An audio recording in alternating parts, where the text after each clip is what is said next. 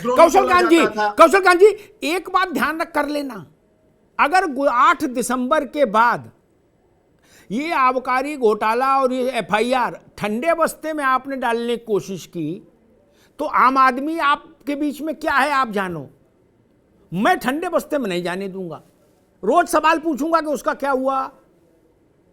कौशल कांत जी, अमिताभ जी ये चिंता नहीं कीजिए, ये मोदी जी की सरकार है। नहीं किसी की हो भैया, मैं ठंडे बस्ते में नहीं जाने दूंगा। जब इतनी ररी काटी आपने, अभी अभी अभी अभी अभी लतीफ साहब ने बहुत सारे लतीफे सुनाए, मैं इनसे पूछना चाहूँ, सत्येंद्र जैन के बारे में कुछ नहीं बोलते, विजय सिंगला जो जेल में उनके बारे में कुछ नहीं बोलते, जसवंत सिंह जो बैंक कर्ज घोटाले में जेल में उनके बारे में कुछ नहीं बोलते, डॉक्टर बलबीर सिंह अपने पूरे परिवार के साथ जेल में कुछ नहीं बोलते, हमारा तुल्ला साहब जेल में उसके लिए कुछ नहीं बोलते, गीता सत्येंद्र जैन की तो सुना मेमोरी चली गई।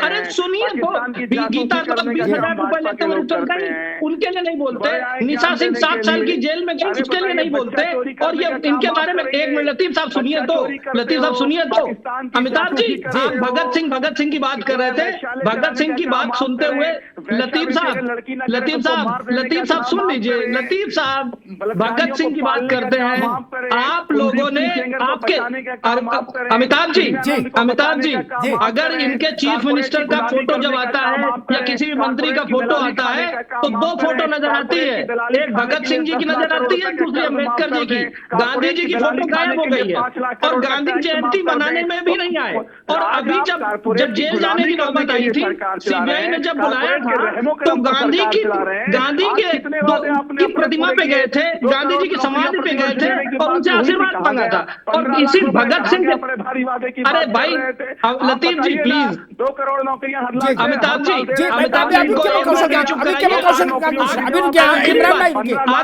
आखिरी बात बोल के खत्म करूंगा। भगत सिंह की बहुत बात हो रही है, भगत सिंह जी कसम के लिए फांसी चूम गए, अरविंद जी कुर्सी के लिए अपने बच्चों की कसम भूल गए, यही फर्क है, यही है अरविंद केजरीवाल, ये अरविंद केजरीवाल नहीं, ये कट्टर ईमानदार आरोप कुमार केजरीवाल नटवरवाल लाल है, ये कुछ नहीं है, केवल झूठ बोलते हैं और झूठ पे राजनीति करने की कोशिश करते हैं। इनको उत्तर प्रदेश में जैसे आईना दिखाया गया, उत्तराखंड में जैसे जनता ने आईना दिखाया, वैसे ही आने वाले दिल्ली के इलेक्शन में दिल्ली की जनता इनको आईना दिखाएगी। गुजरात तो भूल जाइए, मैं कह रहा हूँ गुजरात भूल जाइए, गुजरात में इनको दिखाई देंगे आईना, दिल्ली में भी इनको आईना दिखाया जाएगा, क्योंकि इतना झूठ कौन बर्दाश्त करेगा, हर बात पे झूठ बोलते हैं, और आज तक जितने आरोप लगाए हैं 2014 से लेकर आज तक एक भी आरोप में कोर्ट में प्रूफ नहीं कर पाए हैं, एक भी आरोप, चाहे वो शीला दीक्षित जी के अगेंस्ट हो, चाहे कांग्रेस के किसी लीडर के अगेंस्ट हो, चाहे बीजेपी के किसी लीडर के अगेंस्ट, नहीं कर पाए। एक मिनट दोनों को रुकना होगा, दोनों को रुकिए। हाँ, मैं अरुणेश यादव के पास चलूंगा। अरुणेश जी, अरविंद केजरीवाल ने शीला जी के खिलाफ आरोप लगाया, शीला जी ने मुकदमा कर दिया, अरविंद केजरीवाल ने माफी मांग ली, ठीक। अरविंद केजरीवाल ने गडकरी के खिलाफ लगाया, गडकरी ने मुकदमा कर दिया, माफी मांग ली। अरुण जेटली के खिलाफ लगाया, अरुण जेटली ने मुकदमा किया, माफी मांग ली। वो इंडिविजुअल खेल है, उसमें मेरी रुचि नहीं। जिन पर आरोप लगे थे वो समर्थ लोग थे, मुकदमा कर दिए, ये माफी मांग लिए, कोर्ट में बरी हो गए, बात खत्म। उससे देश का कोई बहुत लेना देना नहीं।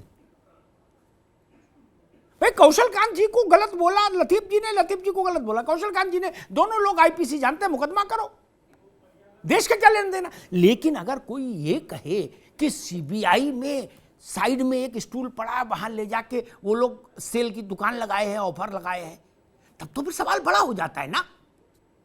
ये व्यक्तिगत अंताक्षरी नहीं है, जवाबी कीर्तन जैसे पहले होता था, गांव देहात में नहीं होता था, 2 तख्त पढ़ते थे आमने सामने, जवाबी कीर्तन चलता था रात भर।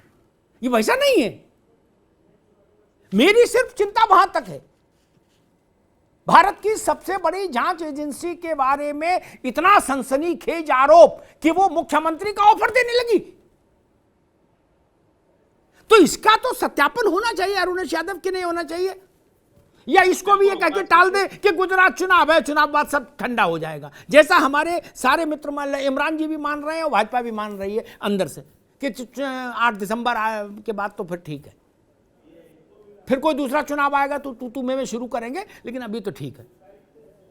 यादव जी जी, मुझे एक कबीरदास जी का एक दोहा याद आ रहा जी। है, अगर इजाजत हो तो मैं सुनाता हूँ। नहीं बिल्कुल सुना दीजिए। बोली एक अमोल है, जो कोई बोले जान, ये तराजू तौल के तब मुख बाहर आन। तो आम आदमी पार्टी के जितने भी बड़े नेता हैं, तो उन सब के लिए ये दुआ है कि जब आप कोई भी आरोप लगा रहे हैं, चाहे वो इंडिविजुअल किसी नेता पे लगाएं, और अब आप लगा रहे हैं जांच एजेंसी पे, तो अगर आपके पास पर्याप्त साक्ष्य नहीं, देखिए ये तो सर्वविदित है, जिसके पास केंद्र सरकार है, जैसे केंद्र सरकार में भी बीजेपी, तो ये संसाधनों का दुरुपयोग करेंगे शासन सत्ता में रहने के लिए। लेकिन यदि आपके पास पर्याप्त साक्ष्य नहीं है, तो थोड़ा सा डिप्लोमेटिक आरोप लगाना चाहिए कि एजेंसियां मुझे परेशान कर रही हैं या एजेंसियों का दुरुपयोग किया जा रहा है।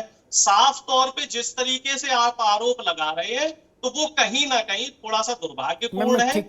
इससे केजरीवाल जी को भी बचना चाहिए, इससे सिसोदिया जी को भी बचना चाहिए। और जैसे केजरीवाल जी ने भगत सिंह जी से तुलना की, तो वो भी बड़ा दुर्भाग्यपूर्ण है। देखिए भगत सिंह जी हैं, अंबेडकर जी हैं, बाबा साहब अंबेडकर हैं, महात्मा गांधी जी हैं, तो इनकी तुलना हम किसी से नहीं कर सकते। देखिए ये अपने आप में बड़े ही अलौकिक व्यक्ति रहे, और इन्होंने जीवन पर्यंत सबके संघर्ष महत्वपूर्ण रहे, सबने देश के लिए सर्वोच्च बलिदान दिया, ठीक है। और हम लोग क्या है, हम लोग राजनीति कर रहे हैं, तो हमें जो तुलना करनी है, तो वो तुलनाओं को भी देखना है। और कहीं ना कहीं जो राजनीति है, राजनीति में जो नेताओं की बातों का भारीपन है, आज के समय में वो भारीपन कम होता नजर आ रहा है। चला गया, कब नहीं एक दौर हुआ करता था, एक दौर हुआ करता था जब नेताओं की बात ब्रह्म वाक्य हुआ करती थी। ब्रह्म वाक्य नहीं, अब तो कोई वाक्य नहीं है, कह दी तो ब्रह्म वाक्य। ठीक है अरुण जी, कोई वाक्य नहीं रहा, ठीक है। माहौल ऐसा है यादव जी कि नेता यूटर्न लेने में माहिर जी। अरुण जी, शैलेंद्र दुबे जी, दो तरह के रास्ते होते हैं, ठीक। एक होता है बात बोलो लेकिन गोलमोल बोलो, ताकि मुकदमे के लफड़े में ना फंसो। ये फंसो भी तो पहली हीरिंग में, दूसरी हीरिंग में जान छूट जाए, क्या कि हमारा आशय ये नहीं ये था, ठीक। इसीलिए जो पुराने घाघ नेता हैं वो स्पेसिफिक बोलने से बचते हैं, क्या वो कहते हैं धरती आकाश पाताल भ्रष्टाचार। अब इसमें कोई मुकदमा तो हो नहीं सकता भाई, धरती मुकदमा लड़ती नहीं, आकाश लड़ने नहीं आता, पाताल का कोई वकील नहीं, क्या नेताजी बोल के निकल लिए, क्या। लेकिन अगर आपने कहा कि रामलाल ने फला तारीख को 400 रुपए चुराए, तो रामलाल मुकदमा कर देगा, बोले आओ भाई बेटा दिखाओ, नहीं।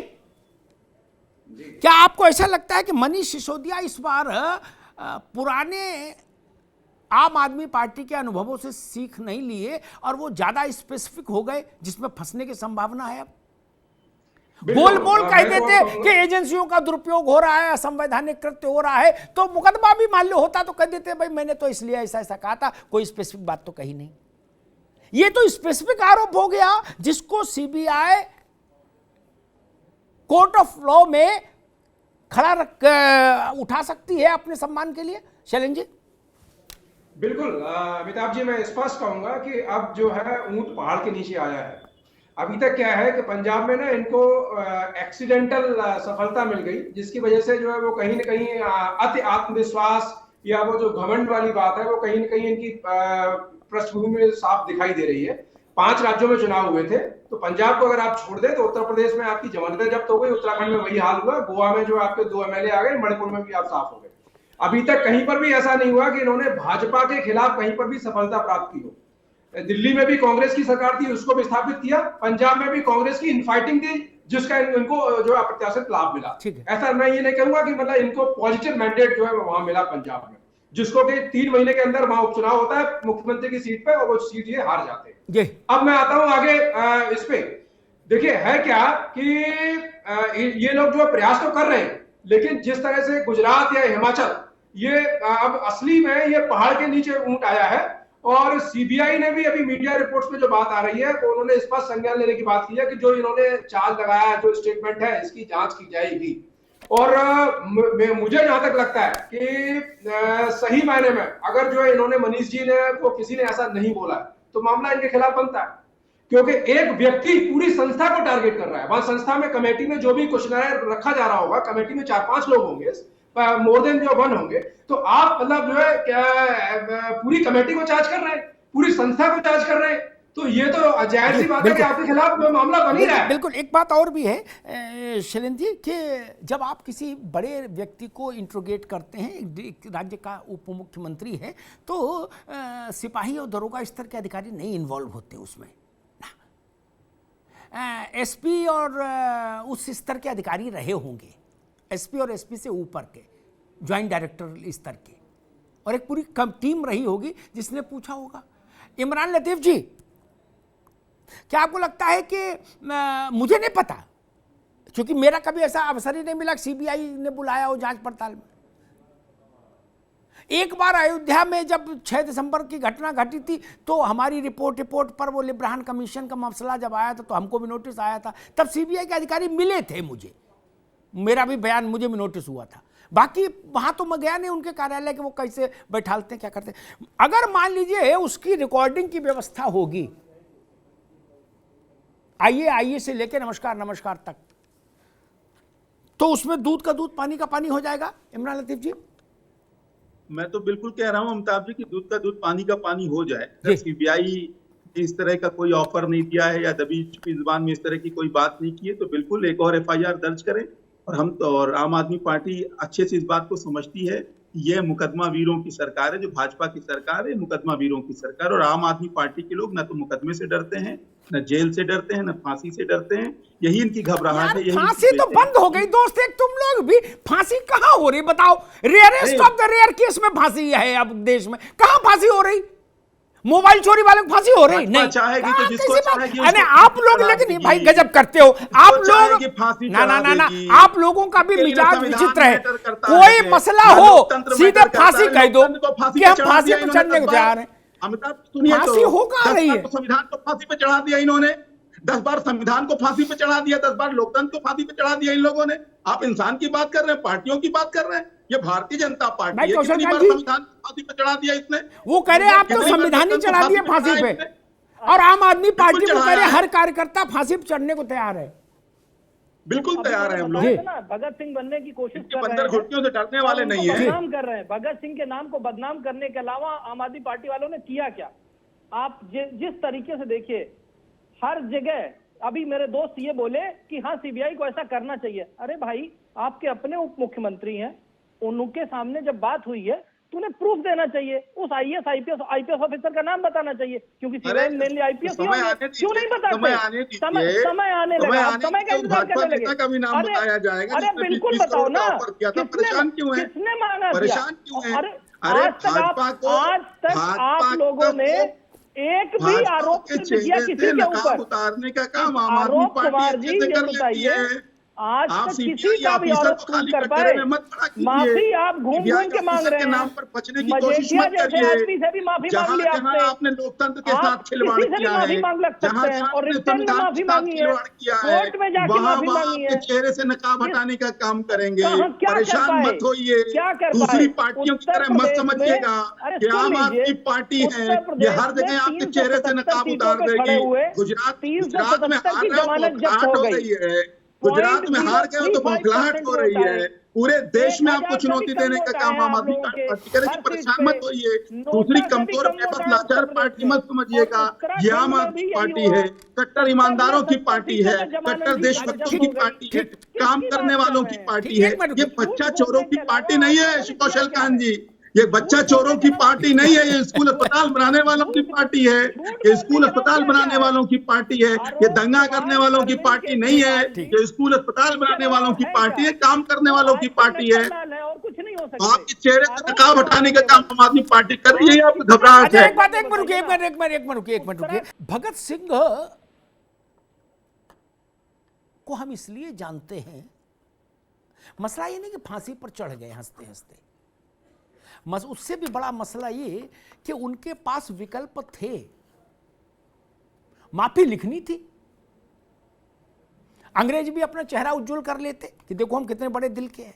तमाम प्रयास हुए, मैं उस बहस में नहीं जाना चाहता। उस प्रयासों में कहां से कोशिश हुई। उस समय की जो कांग्रेस थी उसके कुछ लीडर्स ने भी एक कोशिश की कि भाई छोड़ो, कहां लड़ाई, 4 लाइन लिख के दे दो, क्या नहीं थी। यानी भगत सिंह का मतलब हम जो कर रहे हैं, कह रहे हैं, अपने सिद्धांत पर हम अटल है, उसका परिणाम मृत्यु हो तो मृत्यु भी का भी वर्ण करेंगे, पीछे नहीं हटेंगे, माफी नहीं मांगेंगे। हम लोग एक जेब में आरोप, दूसरे में माफी रखते हैं, इसलिए हम लोगों को भगत सिंह की फोटो को भी नमस्ते नहीं करना चाहिए। वहां तक की पवित्रता भी हमारे हाथ में नहीं। आलोक जी,